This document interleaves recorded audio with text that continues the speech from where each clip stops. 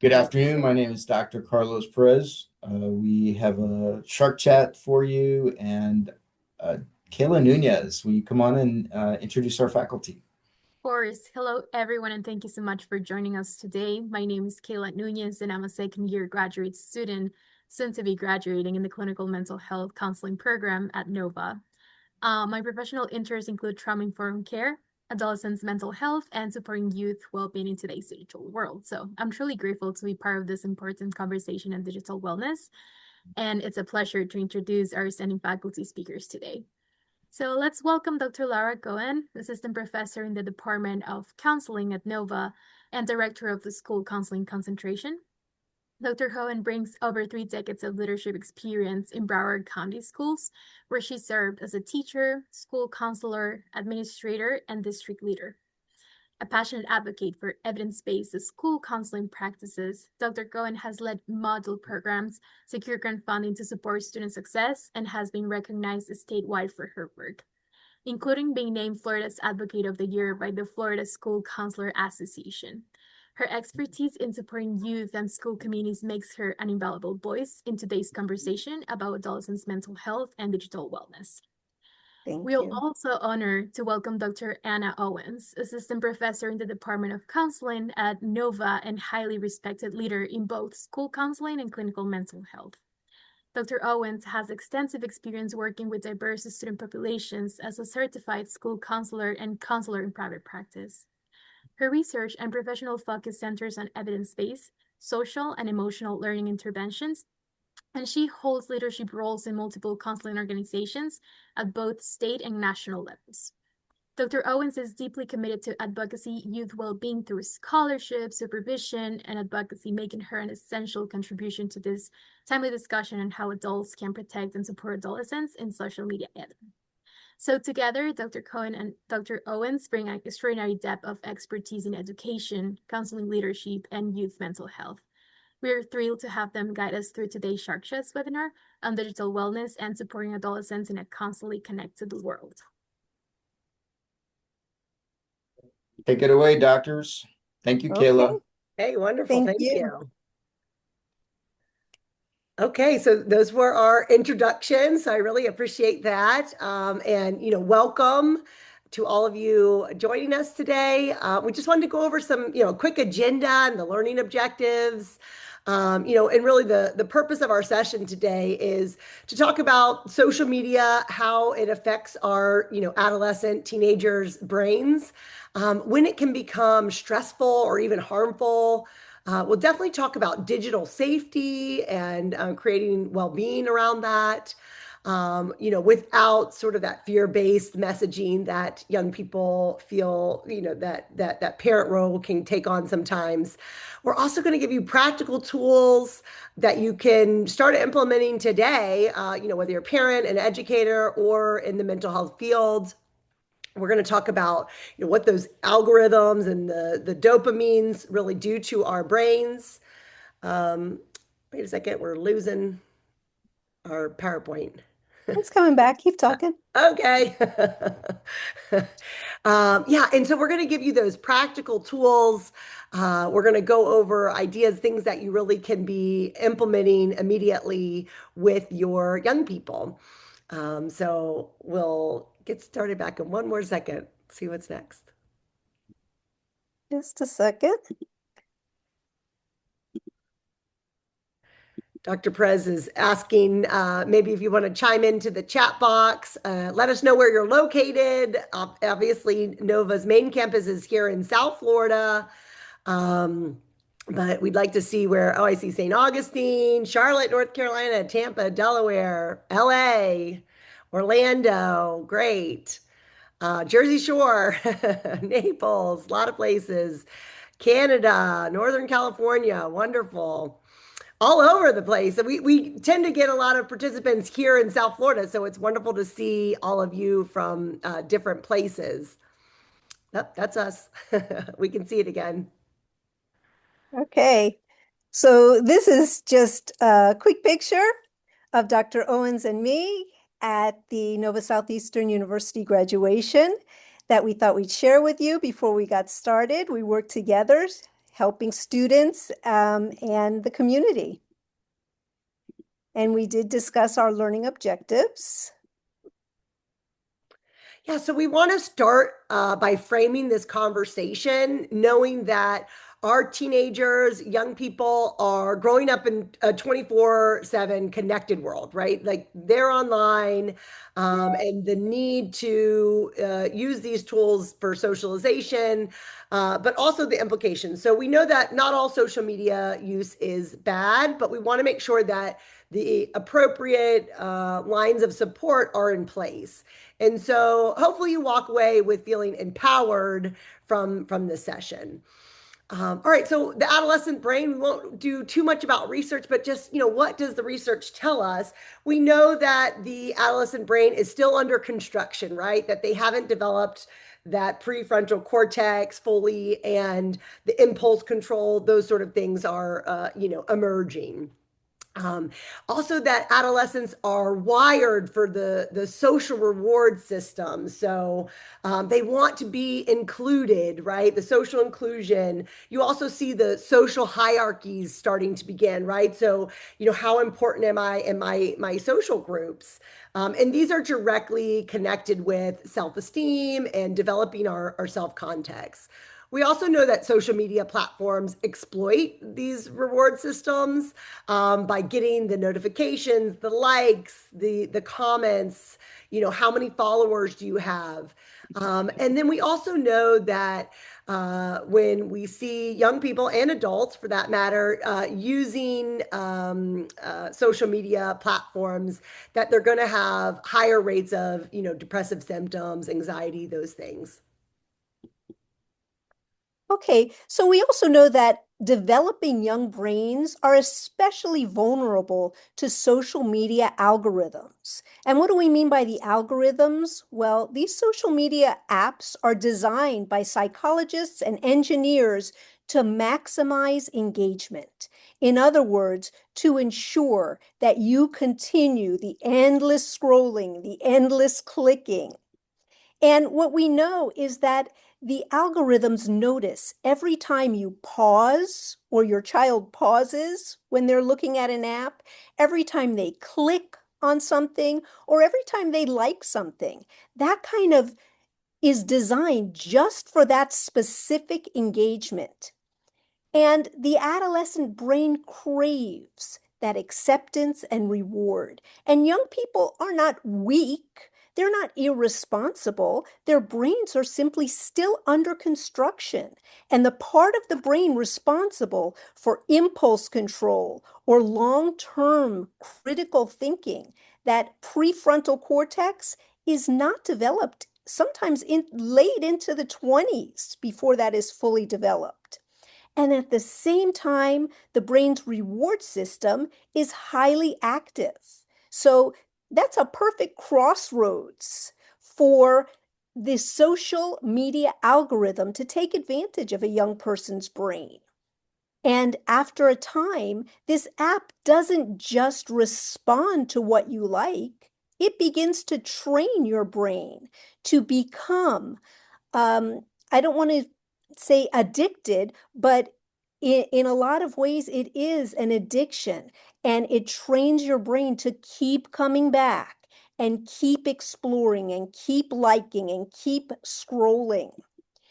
And that brings us to what we call the social media dopamine loop. And it's a constant loop of the brain craving what these social media platforms provide. So it starts with a trigger, a personalized, endless feed. And, that dopamine, a lot of people think dopamine is a pleasure hormone. It's actually a neurotransmitter in your brain that really just finds reward in unpredictable reinforcement. So you or your child are going through, scrolling through these apps, seeing something that acts as a reward, and that trains your brain to go back and go back. And you kind of don't know when the next great thing is going to happen online. So you keep scrolling and keep scrolling. I like to think about it the same way I think about people who play slot machines. So when you play a slot machine, there is no pleasure in putting money, your hard-earned money, into a machine. That's not pleasurable. The pleasurable part is that unpredictability. You put in your money, you pull the lever or you push the button, and you hope that this might be that time that you hit the grand prize. But usually you don't. So what do? You put in more money and you push that button, hoping that this time is going to be the grand prize. And it becomes so cyclical and you keep going and going. But what we find is that in the long run, these quick hits of dopamine can actually cause mental health concerns.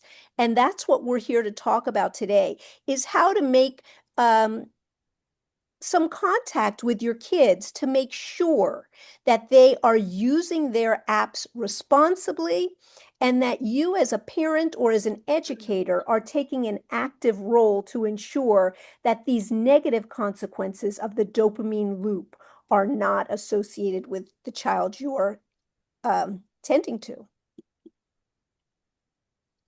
So we know from Jonathan Haidt that the play-based childhood is the childhood that we should really be enforcing in our kids.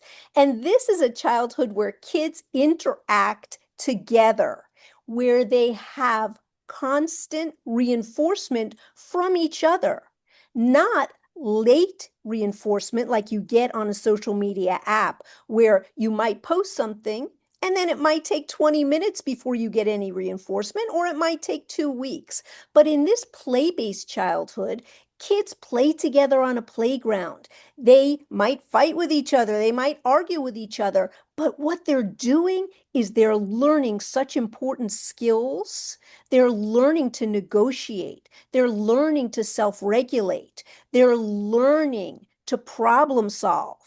And they might get bumps and bruises on a playground, but those heal quickly. They really do. But according to Jonathan Haidt, we have taken our children from this play-based childhood to a phone-based childhood. And that can be so very dangerous. And we're teaching them to depend on reinforcement that doesn't happen in real time. And reinforcement that doesn't happen in real time does not teach them the skills they need to become responsible, caring, and self-regulated adults. So we really want to reinforce these skills that they got on the playground instead of a lack of skills that they're getting from their social media at such a young age. So let's see what Jonathan Haidt does have to say about this.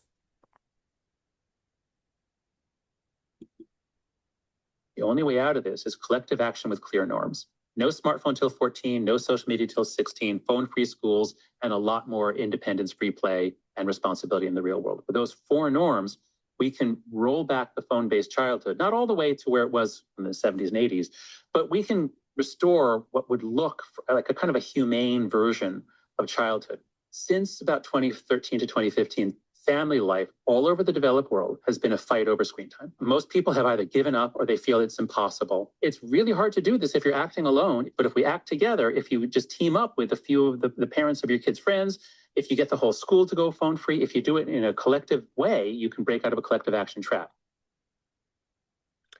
Yeah, so here he's talking about this collective action and the clear norms, right? And so it does feel isolating as a parent. So you might be a parent that has a preteen and they are asking for social media or to get a phone. Maybe you've stood your ground to this point and you're considering what those next steps are. But the clear norms that he is stating here is, no smartphones until 14, waiting till social media until at least the age of 16, if not 18. Schools that are phone free where students aren't able to use them during lunch or during recess, where they should be, socializing and interacting with their peers. And then a real big push for that independent play, which we don't see as much now as we did when we were growing up, let's say, before all of the phone access this phone. The only way out of it. So another point that Jonathan Haidt brings up is the idea of anti-fragility. And making sure that your child is anti-fragile does not just mean that they're not fragile. So let's take a look at this tree. This tree is an anti-fragile tree because through the course of its life, it has responded to adversity as storms came through. As rain came through, this tree has had to dig its roots in deep into the ground. It's even had to bend a little bit to react to all of the wind that has come its way. And so the tree is not just not fragile. The tree is that much stronger because it has reacted to adversity through the course of its life. And we want to make sure our kids are anti-fragile. And how do they become anti-fragile?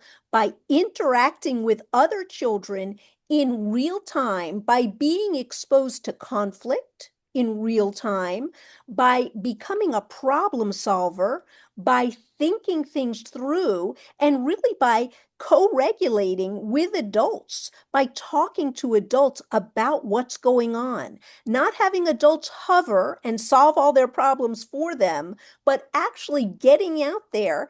And the same way that you develop your resistance to disease by building up your immunity, we need to build up children's emotional immunity by exposing them to other children and other adults rather than having them on a screen where they are fully protected in their minds by the screen and the keyboard, where they can say things without having an automatic response or a real-time controversy.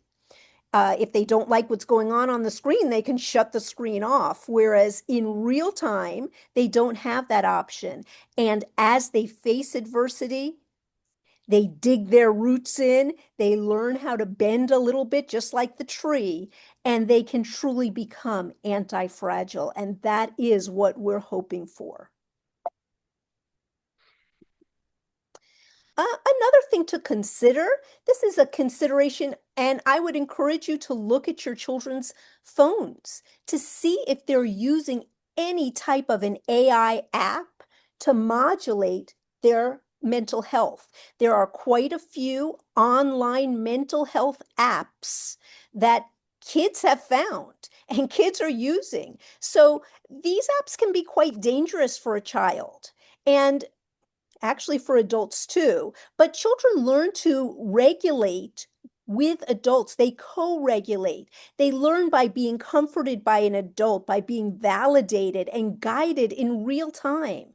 Relying on AI can really reduce opportunities to practice asking for help, naming feelings, and building trust with people. And the bottom line is kids need real humans to develop emotional safety, judgment, and resilience. So I would just encourage you all to take a look and make sure you know if your child is using any kind of AI app for emotional regulation. So now we're going to get into some myths versus reality, things that, we may hear, and then what is actually, kind of happening behind the screens. So that the dopamine is related to happiness. So we know that is not true. That instead the dopamine encourages them to repeat the behavior, right? So it gives them in that cycle behavior to kind of return to a particular app, so that it's not related to their overall happiness. Another myth is that that children are addicted because they lack the self-control. So part of that may be true, but really the reality here is that these different platforms are created so that the children will return and that they're able, that they're overloaded and that they want to constantly be returning to these apps. Okay, so another one is that if dopamine feels good, it must be healthy. And that's a myth too, because fast dopamine, it feels good at the moment, but you know what? Healthy dopamine is earned over time through mastery, and it lasts longer when it's earned over time and earned the right way. So we want to be very careful of that fast rush of dopamine. Another myth is that more screen time means better social skills. And of course, we know that's not true. In-person connection is what builds resilience and empathy, and that's what we're looking for. So some other things that we want to be on the lookout for is when social media becomes stressful, right? So what types of things are we seeing? We're going to see, the mood can shift. So not just with our children and teens, but in adults as well, right? Decline in academic focus. I know that to be true for even myself with my own focus, and then using apps or social media. A big one, as far as emotional regulation is the sleep and the fatigue that these young people feel if they are not, if they're on their phones throughout the night and they don't have a proper sort of check-in system in place. Also, you may see increased irritability when they are asked to, put their phone down or not have access to the phone. And then also the obsessive checking or feeling distressed when you're offline or not connected on these apps. Okay, so I didn't realize the poll's been up the whole time. So I thank you all for answering the Oh, poll. We have a lot of great information here. So I'd like to share the results with you of some of the social media signs of distress that you've noticed. So mood shift after scrolling seems to be a very big concern. Sleep disruption and fatigue. 93, increased irritability or withdrawal. 76, obsessive checking or distress. 66, and decline in academic focus. 58. So we really are seeing these impacts of social media every day. And so I thank you all for participating in the poll. And again, I didn't realize it had been up all along, but great that you took the time to do that.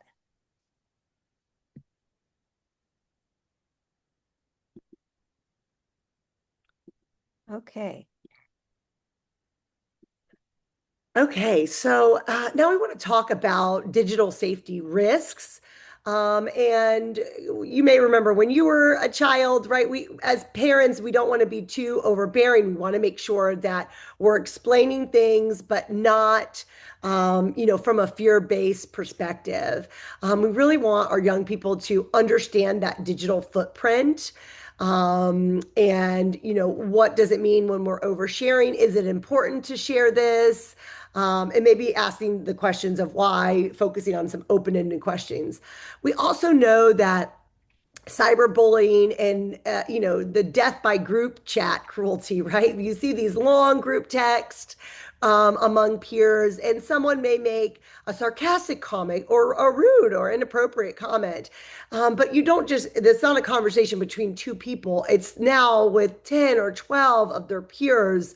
And so that group chat via text and or on the social media apps can really be detrimental to our young people. We also know the exposure to sexual and violent content. And we understand that young people have access to these things, but then also sometimes they stumble upon these short clips. And then once they have seen it, they can't really unsee it. So we know that that kind of exposure is out there. In addition to the online grooming and manipulation, we just saw a case here in South Florida.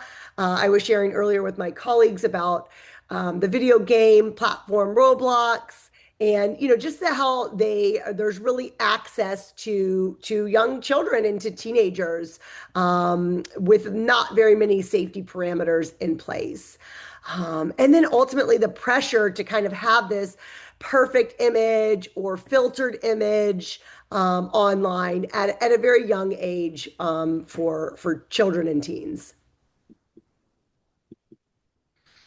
Okay, now we're going to get into some of the practical tools, the things that you can actually be implementing today. These are going to be, resources for you if you're a parent, if you're an educator, if you're a mental health counselor, right? So hopefully you can really take some of these and start putting them into effect immediately.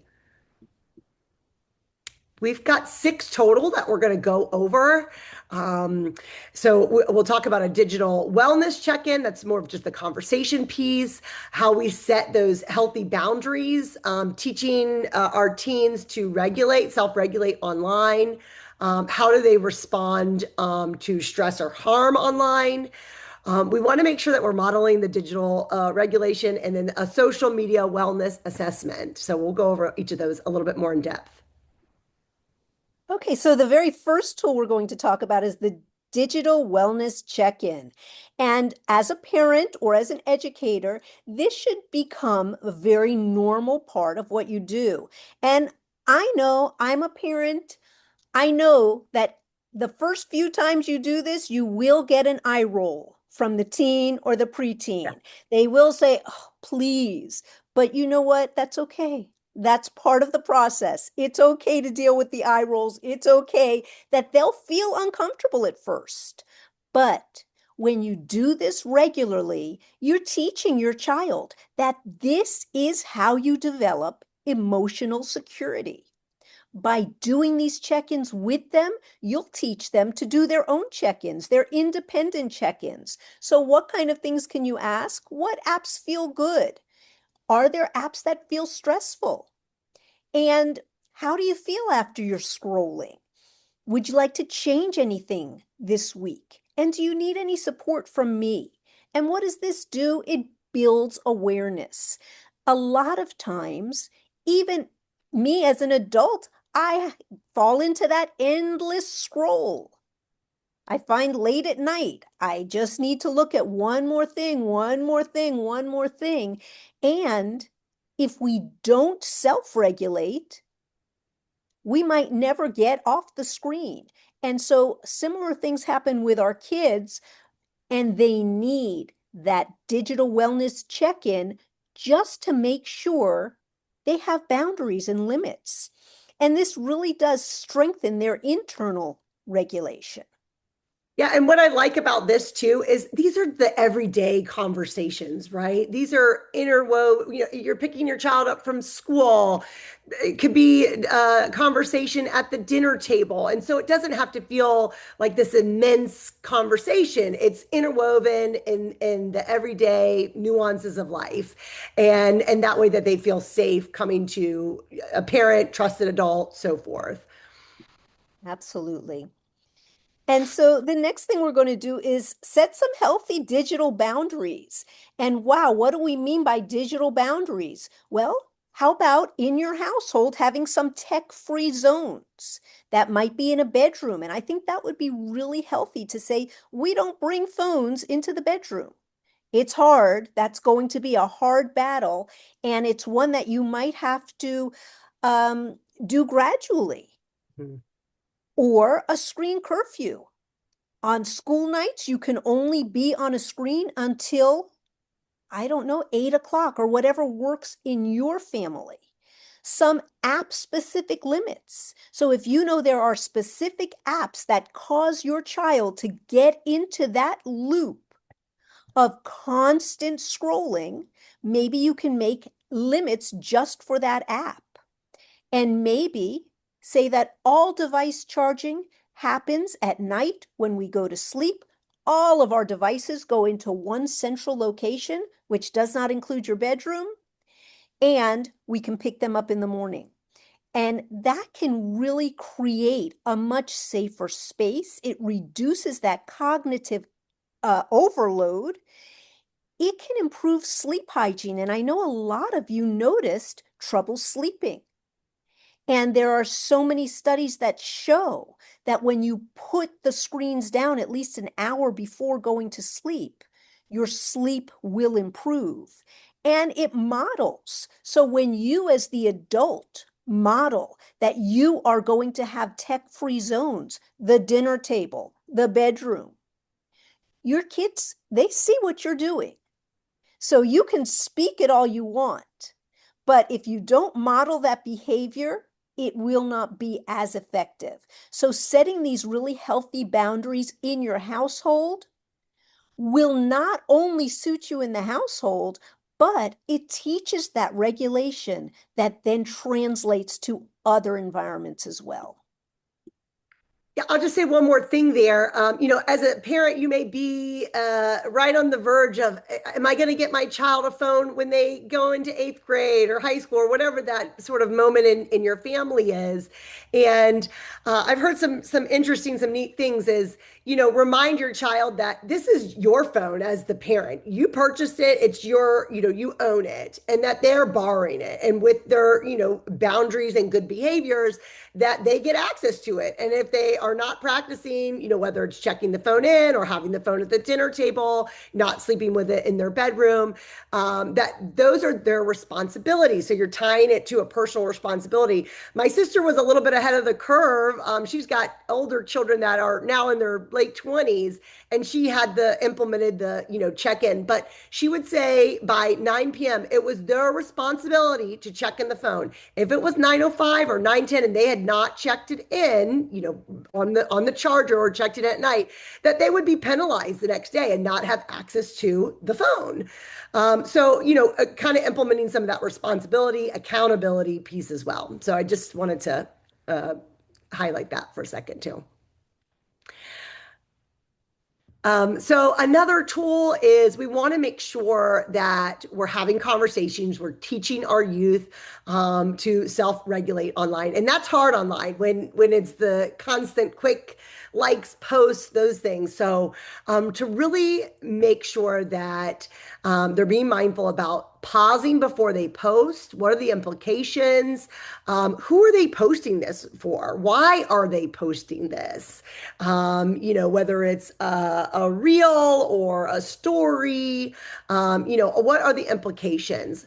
Also giving them acknowledging that it's okay to mute or unfollow either someone, that personally at your school or in your social group, or a celebrity or maybe an influencer online. I frequently would say that to my young clients in private practice when we would talk about, digital wellness and, it's like, who are you following? Whether it's someone personally or someone that you don't know, right? Celebrity, influencer. And how do they make you feel? And, are you feeling positive about yourself, or are you comparing yourself? Is it making you feel overwhelmed? And perhaps you don't want to unfriend or delete someone, but you can certainly mute or hide their posts so you're just not seeing it as much. So I think that's a really powerful tool that we forget is there. And there's ways to do it that doesn't send a big, message or wavelength that you're unfollowing a friend, that kind of thing.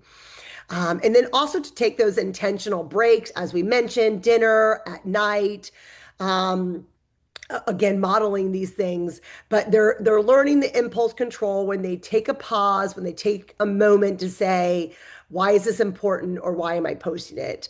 And ultimately kind of understanding their own awareness to how they're using social media. Yeah.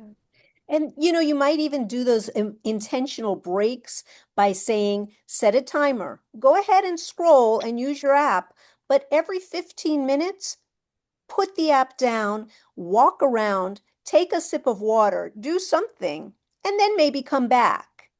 And that can really break the cycle of that endless scroll and endless unhealthy dopamine fix. Okay, responding to online stress or harm. So the CARE framework is first, as parents, as educators, we want to remain calm, right? If they have messed up or contributed online in some fashion, we want to make sure that we're calm, that we're supportive, and that we're, helping them address this issue. Also, parents, and I think we all get a little bit, busy or bogged down with our day-to-day lives. We want to make sure that we're asking open-ended questions. So that's not just in social media, but I think in general, in order to get through to our teens, we don't want those one-word answers. Open-ended questions is something we really emphasize in the counseling field. And examples like this can be, what happened? Explain to me what happened, not just, did Jenna delete you? That's a yes or no question. So what happened? Really letting them know, how did it make you feel? And what are the next steps? Like what can we do about this mistake maybe that you made, or maybe somebody wasn't including you, whatever the dilemma or issue is. And as parents and as educators, you may be seeing this in your classrooms even. You don't want to ignore it, because if you have a 13-year-old and something happened in a group chat or on a social media platform, that's the most important critical moment of their lives in some cases up to that point, right? If they're 12 or 13. And so even though it seems maybe not such a big deal or not so important to you, to them, it is the biggest issue that they've ever had in their lives.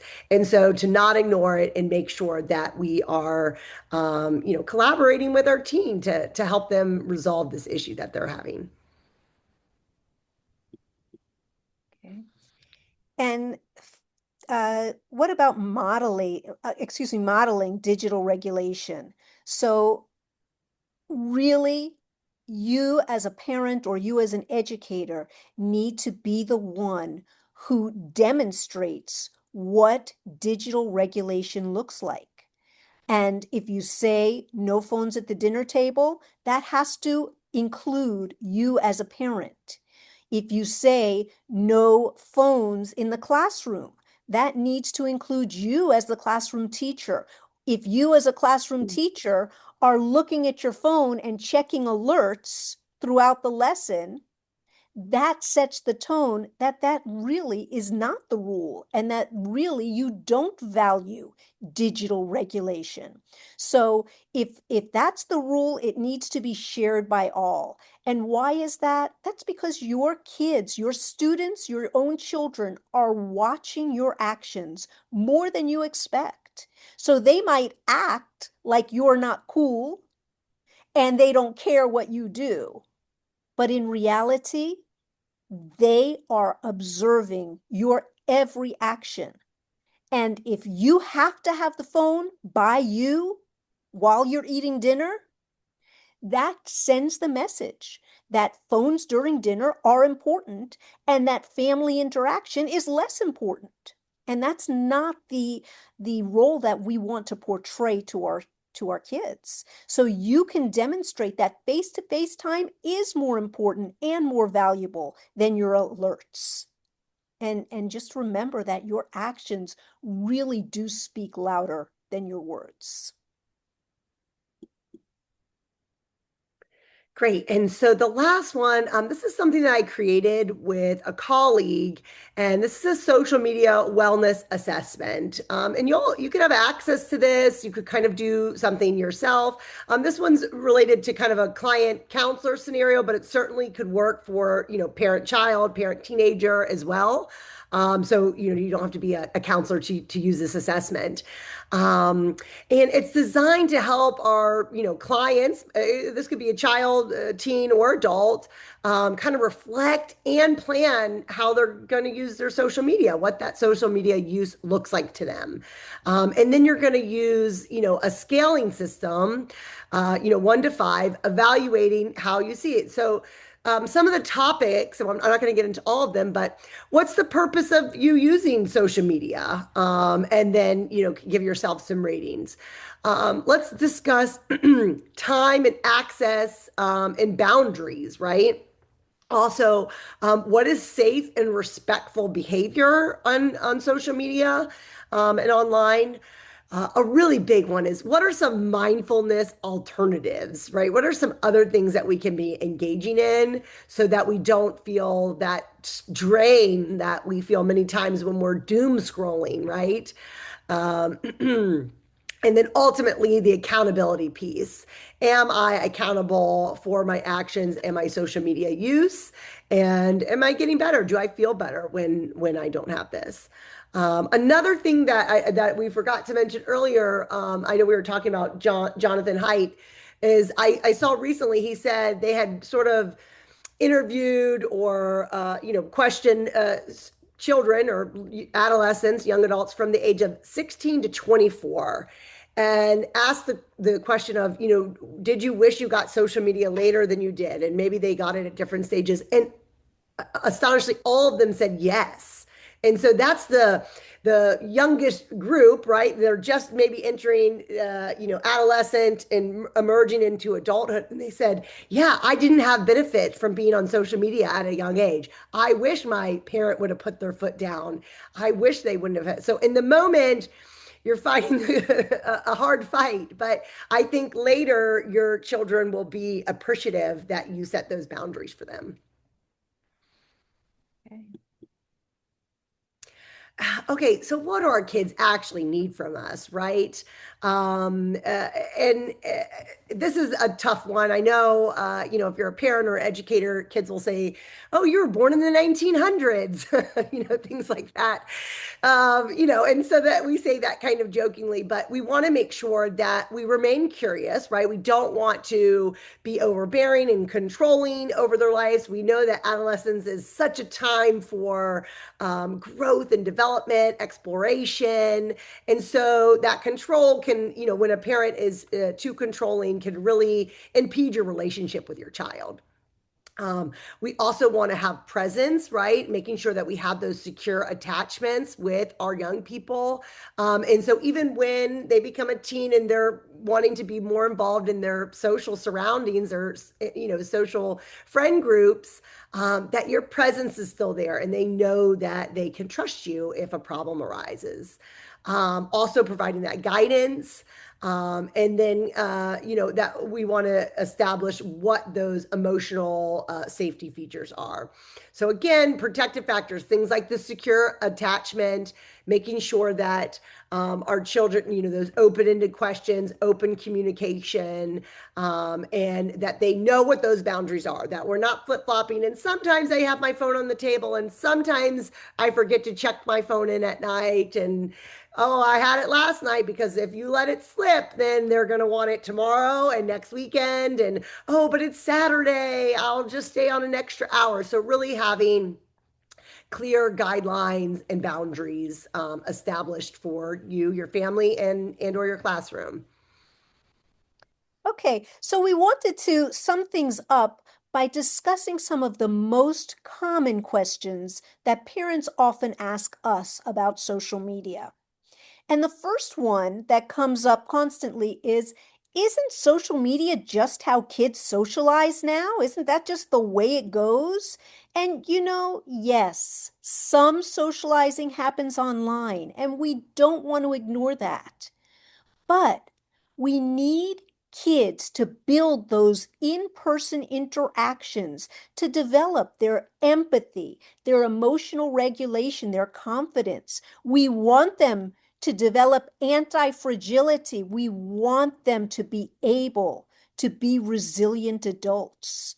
And online connection is a supplement. And I love to say it's like snack food.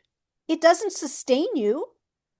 It doesn't keep you going. It's just a little snack. So we wouldn't give up our 3 healthy meals. So we can't give up that personal interaction. That's the sustaining factor. Social media can be a tiny little supplement on the side, but not sustenance. And then another one, why can't my child just self-regulate? Why can't I just tell them to self-regulate? Well, we need to remember the part of the brain responsible for impulse control, for decision making, that prefrontal cortex, is a work in progress. For most of us, it does not finish developing into the mid to late 20s. So no, we can't expect our kids to just self-regulate. They need us to co-regulate so that they learn self-regulation skills. Just like we don't expect them to self-regulate bedtime. We don't expect them to look at the clock and say, oh, it's 8 o'clock. I better get up and brush my teeth and wash my face and get into bed. We would never expect that of our kids. We know that we have to say to them, oh, look what time it is. It's bedtime. Because that's part of the growing up experience. And similarly, with social media, we're not going to expect them to self-regulate. So really, screens are no different than any other learning opportunity. And this is an opportunity for us as teachers, as educators, and as parents to help them, to co-regulate with them so that ultimately they will self-regulate. And needing limits does not mean that your child is immature. It doesn't mean that they're lazy. It doesn't mean that they're rebellious. It means that they're growing up. It means they are developing that prefrontal cortex that will ultimately make them responsible, resilient adults. So, another question we see frequently is, what if I take the phone away and they fall behind socially? And so the goal is not to have no phone, although research does say, a delayed, there's different support groups of waiting till 8th grade type of scenarios of giving a phone or social media. Obviously, newer research is saying phones at 14, social media at 16 or 18. But we want to make sure that if your child already has access to the phone at this stage, that we're using healthy phone use. And most kids do not fall behind socially when the boundaries are clear and consistent. And what they do gain, as we know, better sleep. They're going to be focused. They're going to have that emotional stability. And those are the things that are really going to improve their social successes. My child gets very emotional. What do I do? If if you're already in the boat where your kid has the phone, what do you do? So we need to acknowledge that, these big emotions, that they're common, especially when these habits, when we're trying to change them or alter them, right? We want to remain calm. You lead by example. You need to remain calm, not become frustrated, calm and consistent. Also, name what's happening, right? So kind of naming, I always say name it and claim it. Name that feeling that you're observing, letting them know that, hey, I know this is really hard right now, maybe implementing some small breaks to start, and then using something like an assessment to check back in to say, how are we feeling after doing this for 3 days or a week? What things have changed?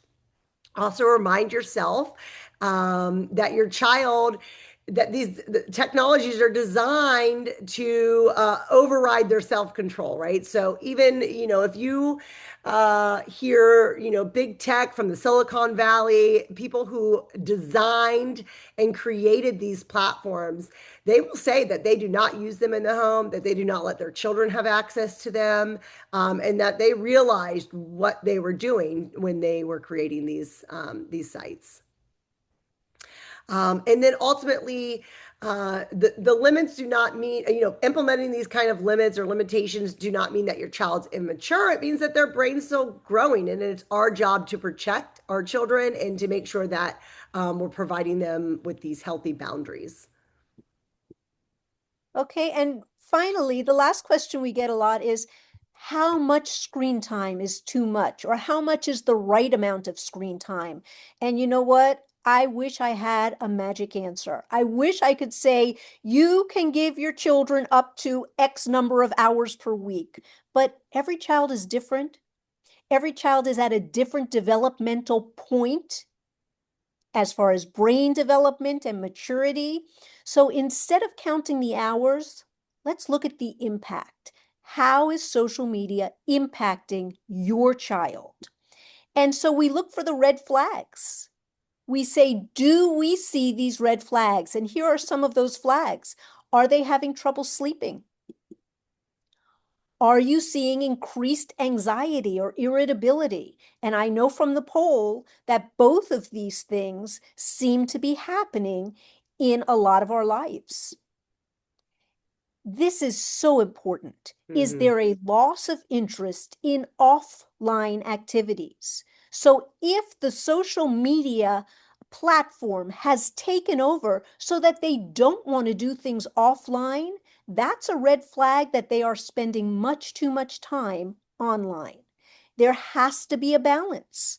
We know we're not going to take social media or take technology out of our kids' lives, but we have to really make sure that there is a balance between what they're doing online and what they love to do offline. And are there big reactions when screens are removed? If you see those big reactions, that's another red flag to know that online technology is having too big of an impact in your child's life, and some interventions are called for. So if screen time is interfering with mood, sleep, school, relationships, that's your cue. It's not about a number of minutes, it's about the impact behind those minutes. And that brings us to one final thought for today. And this is probably the hardest one of all. Effective parenting is not about making childhood easier in the moment. It's about working hard, and it is hard work, but working hard right now to create healthier, more resilient adults in the long run. That's hard work. And I hope that this has given you some tools and some insight to help make that hard work more meaningful. So I want to thank you all for being with us. We appreciate your participation and your interest. And if you'd like to reach us, here are our email addresses. We would be most happy to interact with you to hear your thoughts or your questions. Thank you very much. Thank you very much. I did see a little bit in the chat, although I wasn't monitoring it the whole time, but this webinar will be available on Nova's Shark Tank link. So you'll get a link to that, I think, within about 24 hours. So if there's some slides or some information that you wanted to take, you will have access to the recording as well. Okay, thank you. Thank you, Dr. Owens. Dr. Cohen, yes, the recording will be on available at nova.edu/Shark Chats. We don't provide slides. We encourage you to share this with colleagues. A lot of great information. I took some notes. I really love the point where you're making about having our device at a dinner table and colleagues. We do it at meetings, and people have their phones. They're constantly looking at their watches. It usually, to me, that tells me I'm done talking to you. So be aware. Thank you so much for giving of your time. Yeah, the last thing that I'll say is, even though this is geared towards our adolescents and our kids, but I think we can all learn a thing or two of how we can implement that for ourselves as well as adults. So we know that we're guilty of these things as well. So, yep. Feel free to share this with colleagues, show them in meetings, and look at the other slides that we have, or the other videos that we have at that same site. So thank you very much. Thank you. Thank you. Bye-bye.